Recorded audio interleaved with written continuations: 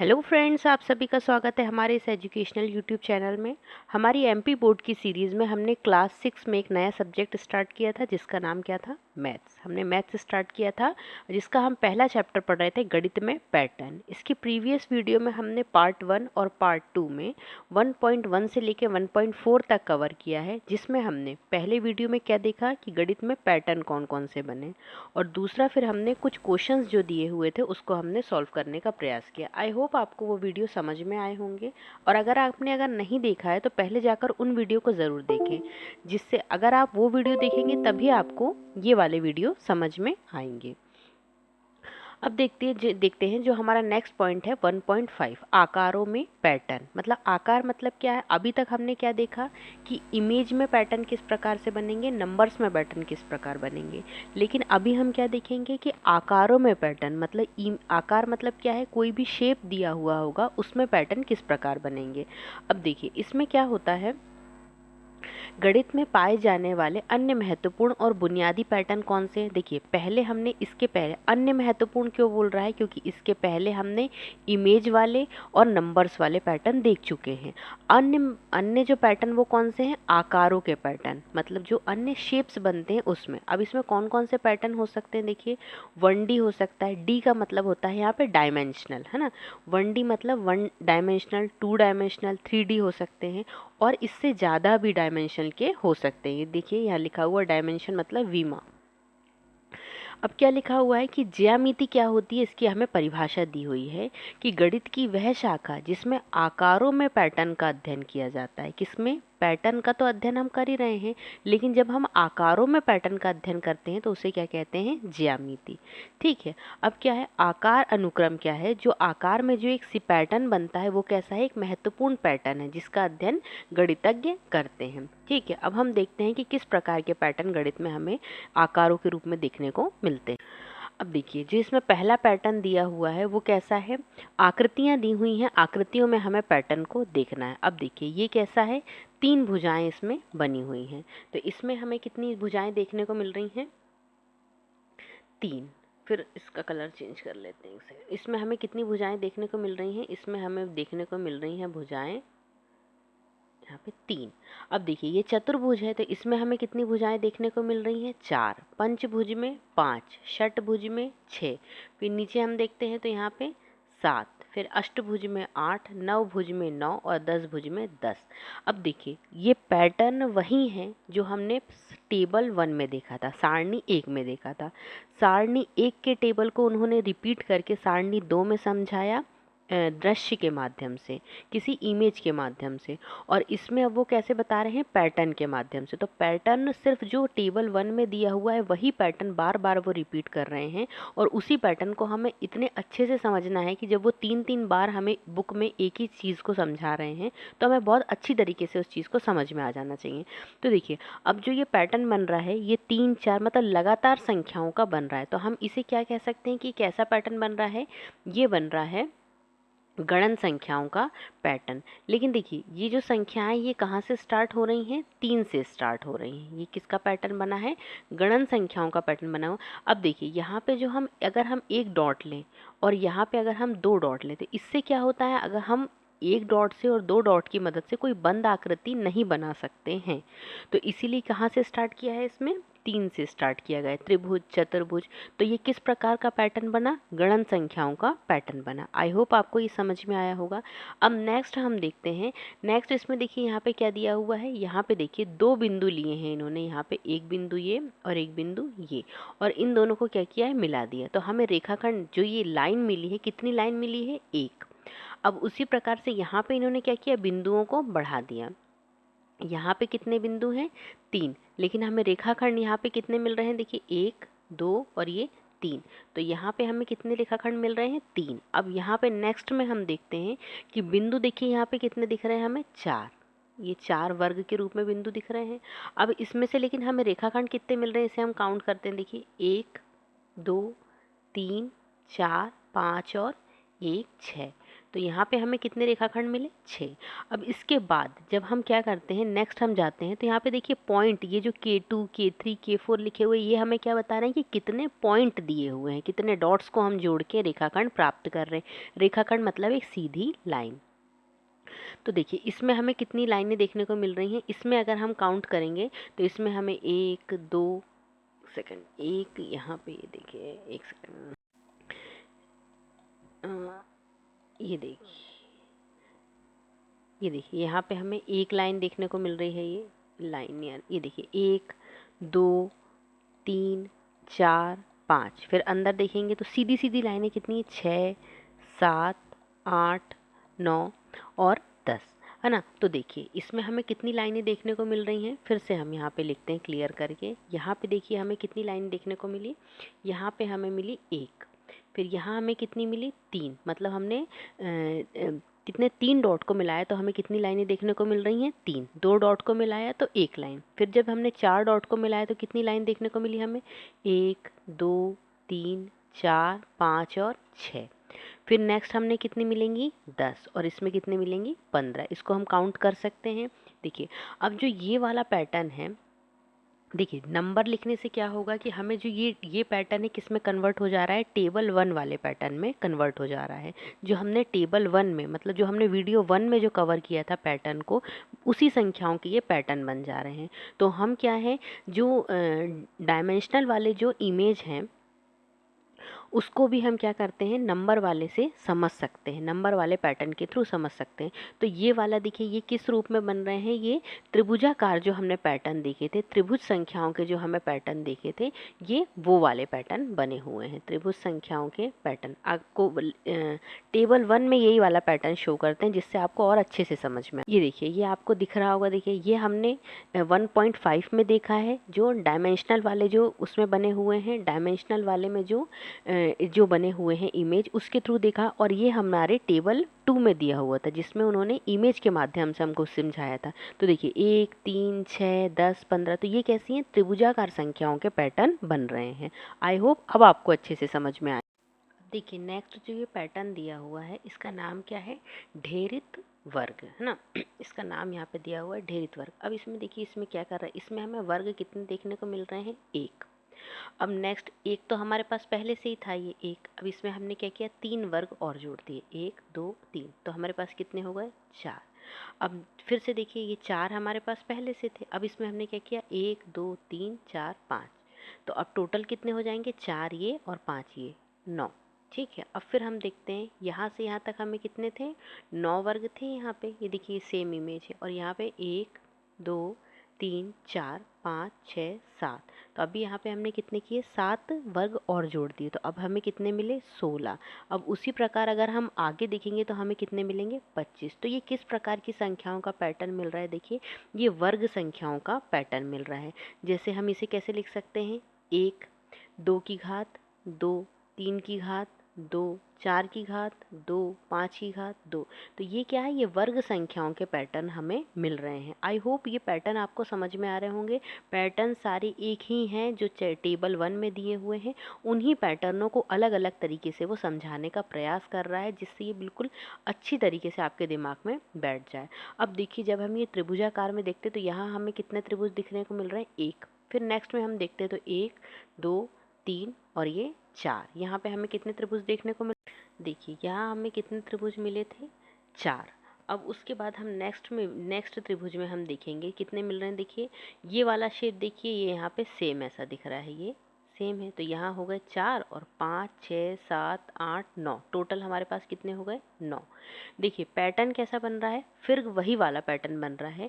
इसमें पहले ही समझाया गया है कि किसी भी, जैसे 36 को हमने देखा था, तो 36 को हमने त्रिभुजाकार रूप में भी हम जमा सकते हैं और वर्गाकार रूप में भी हम जमा सकते हैं। ये पैटर्न देखिए ये त्रिभुज का ही है, लेकिन हमें संख्या कैसी मिल रही है, वर्ग की। उसी प्रकार इसमें भी देखिए क्या हो रहा है कि जैसे हम यहाँ पे देखेंगे तो हमने ये वाला देखा, तो यहाँ तक हमें कितने मिले थे, 9 त्रिभुज मिले थे। फिर उसके बाद हम देखेंगे 10, 11, 12, 13, 14, 15 और 16। टोटल कितने मिल रहे हैं? 16। तो देखिए पैटर्न वही बन रहा है। इसमें नेक्स्ट में हम देखेंगे तो कितने मिलेंगे? 25 मिलेंगे ही 25। क्यों? क्योंकि पैटर्न ऐसा बन रहा है और ये पैटर्न आगे भी ऐसे ही कंटिन्यू रहेगा कि 2 का वर्ग, 3 का वर्ग। तो ये जो ढेरित त्रिभुज हैं, ढेरित वर्ग में भी हमें कैसा पैटर्न देखने को मिला? वर्ग का, संख्याओं के वर्ग का। और ढेरित त्रिभुज में भी हमें कैसा पैटर्न देखने को मिला? संख्याओं के वर्ग का। देखिए नेक्स्ट पैटर्न हमारा क्या दिया हुआ है? इसमें क्या दिया हुआ है? हमारा नेक्स्ट पैटर्न का नाम है कोच हिमकर्ण, है ना। इसका नाम भी याद रखना है, कोच हिमकर्ण। अब देखिए इसमें हो क्या रहा है, इसको हम समझने का प्रयास करते हैं। देखिए पहले क्या हुआ था, यहाँ पे त्रिभुज की आकृति दी हुई है। त्रिभुज की आकृति दी हुई है इसमें। तो इसमें देखिए भुजाएं कितनी है? इसमें 3 भुजाएं हमें देखने को मिल रही हैं। जैसे यहाँ पे ये 1, 2 और 3। तो यहाँ पे कितनी भुजाएं हैं? 3। अब नेक्स्ट हम देखेंगे इसमें क्या किया गया है। इस एक भुजा से क्या किया है, इनने तोड़ के 2 भुजाएं बना दी हैं। जैसे कुछ इस टाइप से, है ना। और यहाँ पे भी इस टाइप से और यहाँ पे भी इस टाइप से। अब देखिए अब भुजाएं कितनी हो जा रही हैं, इनको हम गिन के देखते हैं। 1, 2, मतलब एक पॉइंट पे हमें 2 भुजाएं मिल रही। तो हमारे पास टोटल पॉइंट कितने हैं? 2, 3, 4, 5 और 6। तो 6 पॉइंट पे हमें कितनी भुजाएं देखने को मिलेंगी? 12। फिर नेक्स्ट इन्होंने क्या किया, फिर इस पॉइंट को खींच के एक भुजा से इन्होंने क्या किया, फिर एक त्रिभुज बना दिया है। तो देखिए एक त्रिभुज में हमें कितनी भुजाएं देखने को मिल रही हैं यहाँ पे। फिर हम इन भुजाओं को काउंट करते हैं। तो देखिए जैसे यहाँ पे कितनी भुजाएं आ जाएंगी, हम पॉइंट हमारे पास कितने आ रहे हैं हम वो देखते हैं। ठीक है, देखिए इस आकृति में हो क्या रहा है। इस आकृति में ये हो रहा है कि हमें क्या देखने को मिला कि यहाँ पे हमें जो संख्या है ये कितनी गुना देखने को मिल रही है? 4 गुना। मतलब क्या है, आकृति को फैलाना है। जैसे त्रिभुज है, यहाँ पे पहले कितनी भुजाएं थी? 3 भुजाएं थी। अब 3 भुजाओं को उन्होंने क्या किया, एक भुजा से 2 भुजा और ऐड कर दी। तो 3 का यहाँ पे हमें कितना गुना देखने को मिल रहा है? 4 गुना देखने को मिल रहा है। उसी प्रकार जब हम आगे भी देखेंगे तो इनमें जो देखिए एकदम हेड पॉइंट जैसे इसमें समझ में आ रहे थे, वैसे इसमें एकदम हेड पॉइंट समझ में नहीं आ रहे, लेकिन सीक्वेंस कैसा बनेगा, इसमें भी 4 का मल्टीप्लाई होगा। तो 12 चौक कितना हो जाएगा? 48। फिर नेक्स्ट जब हम देखेंगे तो नेक्स्ट पैटर्न में भी क्या आएगा? 4 ही आएगा, 4 का मल्टीप्लाई होगा। तो 4 8 32 की 2, हाथ में कितना आएगा? 3, 4 चौको 16, 16 और 3 कितना हो जाएगा? 19। तो मतलब कितना आएगा? 100। हिमकर्ण वाले पैटर्न में हमें क्या देखने को मिला? हमें ये पैटर्न देखने को मिला कि जो हर आकृति है इसके बाद जो दूसरी आकृति आती है, इसको हम फिर से लिखते हैं। यहाँ पे कितना देखा था हमें? 3, यहाँ पे 12, यहाँ 48 और यहाँ पे कितना हमें मिला था? 192। और इसमें भी अगर हम 4 का मल्टीप्लाई करेंगे तो हमें नेक्स्ट आकृति में मिल जाएगा। तो इसमें कोच हिमकर्ण में कैसा पैटर्न बन रहा है? हर आकृति अपने जो अगली आकृति है उसकी 4 गुनी हो जा रही, पिछली आकृति की अपनी 4 गुना हो जा रही है। तो इस प्रकार से हमें ये पैटर्न समझ में आया होगा। अब इसमें क्या है, इसमें बीच में ही क्वेश्चन दिए हुए हैं। हमने हमारे प्रीवियस वीडियो में भी देखा था कि इसमें अलग से आपको कोई क्वेश्चन का बर्डन नहीं दिया हुआ है। आपको टॉपिक समझना है और तुरंत क्वेश्चंस को सॉल्व करना है, जिससे क्या हो, आपको तुरंत का याद करा हुआ आपको समझ में आएगा और आपको ये भी पता चलेगा कि अगर आपने पढ़ा है तो आपने कितना समझा है।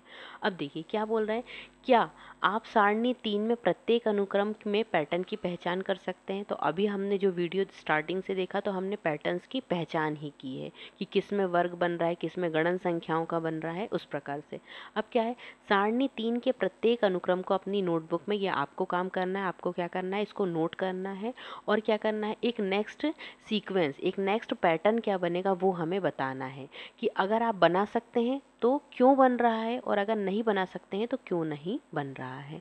तो इसमें हम देखते हैं कि नेक्स्ट पैटर्न क्या बनेगा। इसमें हम यहीं इसको सॉल्व कर, देखिए ये जो दशभुज बना था, जब हम इसको सॉल्व करेंगे तो इसमें एक ऐसा पैटर्न बनेगा कि इसके आगे कितनी भुजाएं आ जाएंगी, यहाँ पे इसमें आ जाएंगी, यहाँ पे इसमें आ जाएंगी यहाँ पे 11 भुजाएं। ठीक है, एक ऐसा पैटर्न बनेगा क्योंकि ये गणन संख्याओं का पैटर्न बन रहा था। अब नेक्स्ट हमने क्या देखा था, यहाँ पे 1, 3 और यहाँ पे कितना आ गया था? 6। तो ये क्या है, ये त्रिभुजाकार संख्याओं का पैटर्न बन रहा था। यहाँ पे हमने क्या देखा था? 10 और 15। तो इसके नेक्स्ट संख्या क्या आएगी, आप इसे हम देखते हैं। तो यहाँ पे कौन सी आकृति हमें देखने को मिलेगी, यहाँ पर हमें क्या देखने को मिलेगा नेक्स्ट में? 21। क्यों? क्योंकि ये त्रिभुजाकार संख्याओं के क्या बन रहे थे? पैटर्न। ठीक है, अब नेक्स्ट हम देखते हैं। देखिए इसमें हम इसको ऐसे जमा सकते हैं जैसे 1, 1, 2, 3, फिर उसके बाद नेक्स्ट 1, दो, दो। ये देखिए पॉइंट में थोड़ा सा समझ में नहीं आता है, हमने इसमें इमेज में देखा था, उसमें हम क्लियरली इसको देखते, पॉइंट में ये क्या है क्लियरली बन नहीं पा रहे हैं।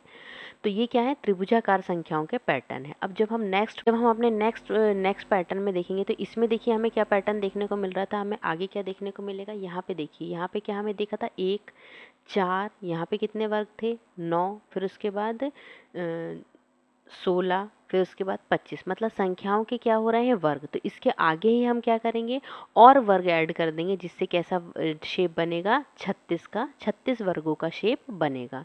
फिर उसके बाद हमने यहाँ देखा था कि ढेरित त्रिभुज में किस प्रकार की आकृति बन रही थी। तो देखिए यहाँ पे भी क्या है, 1, फिर उसके बाद यहाँ हमने क्या देखा था, 4, फिर उसके बाद यहाँ हमने 9। तो मतलब ये भी वही सीक्वेंस बन रहा था। तो देखिए ये हम 25 तक गए थे, इसके आगे भी हमें ऐसा त्रिभुज देखने को मिलेगा जिसमें कितनी आकृतियाँ बनेंगी, 36। अब नेक्स्ट हिमकर्ण वाली आकृति जो थी, इसमें कैसा शेप बनेगा, देखिए इसमें हम आपको नंबर बता दे रहे हैं कि नंबर कैसा बनेगा, शेप आपको अपनी कॉपी में बनाना है, ठीक है। देखिए इस पैटर्न में हमने क्या देखा था कि हमारी आकृति किस प्रकार से बन रही थी, मतलब कोच हिमकर्ण में हमने देखा था कि प्रत्येक जो नई आकृति बनती है वो अपनी पिछली आकृति से कितना, 4 गुना हो जाती। तो यहाँ हमने कितना देखा था, 3। यहाँ पे कितने बन गए थे त्रिभुज, यहाँ पे 12, मतलब ये कितनी हो गई थी, 4 गुना हो गई थी। यहाँ पे हमने देखा था 3, यहाँ पे 12, ये इसका 4 गुना हो गई थी। फिर हम इसका 4 गुना करेंगे तो कितना हो जाएगा, 48। फिर नेक्स्ट जब हम 48 में 4 का मल्टीप्लाई करेंगे तो कितना आ जाएगा हमारे पास, 192। और नेक्स्ट जब हम 192 में 4 का मल्टीप्लाई करेंगे तो कितना आएगा, 768। ठीक है, तो अब हमें इसकी क्या करना है, नेक्स्ट आकृति बनाना है। तो हमें इसमें क्या कर देंगे, हम 4 का फिर से मल्टीप्लाई कर देंगे। तो 4 आठे, इसमें आप मल्टीप्लाई करके देख सकते हैं कितना आएगा, 4 अट्ठे 32 की 2, कैरी का कितना आ जाएगा, 3, 6 चक्को 24, 24 और 3 27, 27 का 7, फिर कैरी का कितना आ जाएगा, 2, और 4 सट्टे 28, 28 और 2 30। मतलब हमारे पास जो नेक्स्ट पैटर्न आएगा उसमें क्या कितनी भुजाएं होंगी, 3072। ठीक है, तो इतना बड़ा पैटर्न बनाना तो पॉसिबल नहीं है, तो इसीलिए जो छोटे पैटर्न है हम उसे ही अपनी नोटबुक में बनाएंगे। आई होप आपको ये पैटर्न समझ में आए होंगे।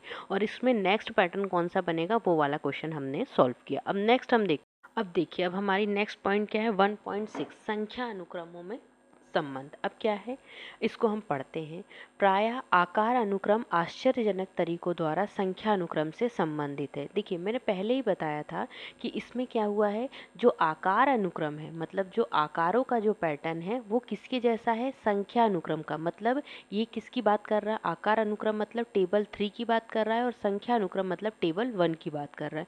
तो ये दोनों अनुक्रम कैसे हैं, एक दूसरे से संबंधित है, मतलब सेम ही पैटर्न है, सिर्फ क्या है नाम चेंज कर दिया और उनको दर्शाने का तरीका अलग कर दिया गया है यहाँ पे।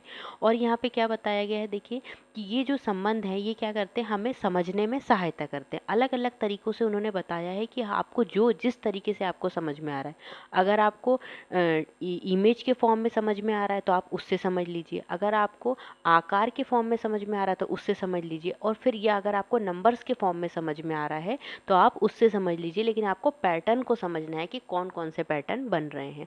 अब देखिए उदाहरण के लिए, जैसे हमने पहला पैटर्न क्या देखा था, हमारा त्रिभुजों का पैटर्न देखा था। त्रिभुजों में क्या थी, भुजाओं की संख्याएं क्या बढ़ भुजाओं की जो रेखाओं जो भुजाएं थी बहुभुज में, वो क्या है, उनकी जो भुजाएं थी उनकी संख्या बढ़ती जा रही थी। जैसे त्रिभुज हमने देखा, फिर उसके बाद चतुर्भुज हुआ, फिर पंचभुज हुआ, फिर षटभुज हुआ। मतलब त्रिभुज में 3 भुजाएं, चतुर्भुज में 4, पंचभुज में 5, षटभुज में 6। तो ये सब क्या थी, भुजाओं की सिर्फ संख्या बढ़ती जा रही थी। अब यहाँ पे जो ये शब्द सम यूज़ हुआ है, सम चतुर्भुज, यहाँ पे एक वर्ड यूज़ हुआ है क्या, सम त्रिभुज, सम चतुर्भुज, सबके सामने अगर हम लगाएंगे तो क्या ये बता रहा है, ये सम शब्द क्या बता रहा है, इन आकार में भुजाओं की लंबाइयाँ क्या हैं, समान है। भुजाओं की लंबाइयाँ समान है और उनके कोण भी समान है। मतलब क्या है, ये सम शब्द क्या बता रहा है कि भुजाओं की लंबाई भी समान है और कोण की लंबाई भी समान है। और कोण के बारे में हम अपने नेक्स्ट चैप्टर में पढ़ेंगे। जो कोण के बारे में बहुत डीप में दिया हुआ है, उसमें बहुत अच्छे से समझाया गया है कोणों के बारे में, उसे हमारा नेक्स्ट चैप्टर है वो। तो आई होप आपको ये 1.6 भी समझ में आई होगी। अब इसमें देखिए कुछ और क्वेश्चंस भी दिए हुए हैं, उसे भी हम देखते हैं। समबाहुभुज के प्रत्येक आकार अनुक्रम में भुजाओं की संख्या ज्ञात कीजिए। आपको कौन सी संख्या अनुक्रम प्राप्त होते हैं? समबहुभुज के प्रत्येक आकार अनुक्रम में आकृतियों के कोने के विषय में आप क्या कहेंगे? क्या आपको वही संख्या अनुक्रम प्राप्त होता है? क्या आप स्पष्ट कर सकते हैं कि ऐसा क्यों होता है? ये जो क्वेश्चन है, जब हमने ये क्वेश्चंस वही पूछ रहा है जो अभी हमने अपने इस वीडियो में ही समझा है स्टार्टिंग से, कि जैसे समबहुभुज में क्या है, प्रत्येक अनुक्रम में भुजाओं की संख्या ज्ञात कीजिए। तो हमने क्या किया, भुजाओं की संख्या ज्ञात की। तो किस प्रकार का पैटर्न हमें मिल रहा था? गणन संख्याओं का पैटर्न हमें मिल रहा था। तो इसका आंसर हम कैसे लिख सकते हैं? कौन सा अनुक्रम प्राप्त होता है? तो हमें गणन संख्याओं का अनुक्रम प्राप्त होता है। फिर उसके बाद आकृतियों के कोने के विषय में हम क्या कहेंगे? तो देखिए सॉरी, इसमें कोने में हमने क्या देखा था कि कोने किस प्रकार से हैं, कोनों की संख्या क्या हो रही थी, लगातार बढ़ती जा रही थी। ठीक है। फिर नेक्स्ट क्या है, संपूर्ण आलेख में प्रत्येक आकार में रेखाओं वाला अनुक्रम भी हमने देखा था कि किस प्रकार का पैटर्न बन रहा था। 1 बना, फिर 3 बना, फिर 6 बना। तो इसमें हमें किस प्रकार का त्रिभुजाकार संख्याओं का हमें पैटर्न देखने को मिला था। ये जो क्वेश्चन है ये हमने पहले ही समझ लिए हैं, बस क्वेश्चन बाद में दिए हुए हैं। ये क्वेश्चन वही है जो पैटर्न से संबंधित है। ढेरित वर्ग वाला था, उसमें कितने छोटे वर्ग थे? तो इसमें हमने किस फॉर्म में थे, ये कौन सा अनुक्रम हमें प्राप्त हुआ था इसमें हमें? तो इसमें हमें संख्याओं के वर्ग का अनुक्रम प्राप्त हुआ था। ढेरित त्रिभुज में हमें कौन सा अनुक्रम प्राप्त हुआ था? तो इसमें भी हमें संख्याओं के वर्ग का अनुक्रम प्राप्त हुआ था। और कोंच हिमकर्ण, इसमें देखिए क्या हुआ था कि एक रेखाखंड, जैसे जो ऐसी आड़ी लाइन थी, तो इसको क्या कर रहे थे, वो इस फॉर्म में चेंज कर दे रहे थे, है ना। तो बहुत सारी आकृतियां बन गई थी। तो उसी में क्या हुआ था, हमें कोंच हिमकर्ण में क्या हुआ था, प्रत्येक जो अगली आकृति है वो अपनी पिछली आकृति से 4 गुना हो जा रही थी। जैसे हमने देखा था 3, 3 के बाद 12, 12 के बाद 48। तो क्या हो रही थी, संख्या अपनी 4 गुना होती जा रही थी। अब इसके बाद जो हमने ये पूरा चैप्टर समझ लिया है, चैप्टर फर्स्ट गणित में पैटर्न, है ना।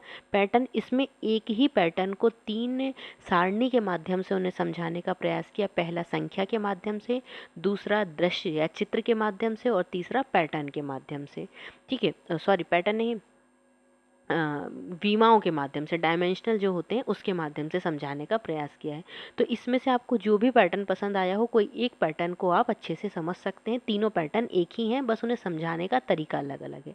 अब हमने इस चैप्टर में क्या क्या पढ़ा, फिर से हम एक बार रिवाइज करें। हमने क्या देखा कि पहली बात तो ये कि गणित क्या है। तो गणित क्या है, गणित पैटर्न की खोज और उन पैटर्नों के अस्तित्व के स्पष्टीकरण के रूप में देखा जा सकता है गणित को। अब गणित में पाए जाने वाले सबसे मौलिक पैटर्न कौन से हैं? जो हमारा टेबल 1 दिया हुआ था ना, संख्या अनुक्रम, मतलब जो संख्या पैटर्न वाला था, वो सबसे बेसिक पैटर्न है। फिर उसके बाद क्या है, संख्या पैटर्न के अलावा भी हमने देखा कि कौन कौन से पैटर्न देखने को मिलते हैं हमें। गणन संख्याओं के पैटर्न, विषम संख्याओं के, सम संख्याओं के, वर्ग संख्या, त्रिभुजाकार संख्या, घन और विरहांक संख्याओं के भी पैटर्न हमें देखने को मिले, और 2 की घात वाले भी।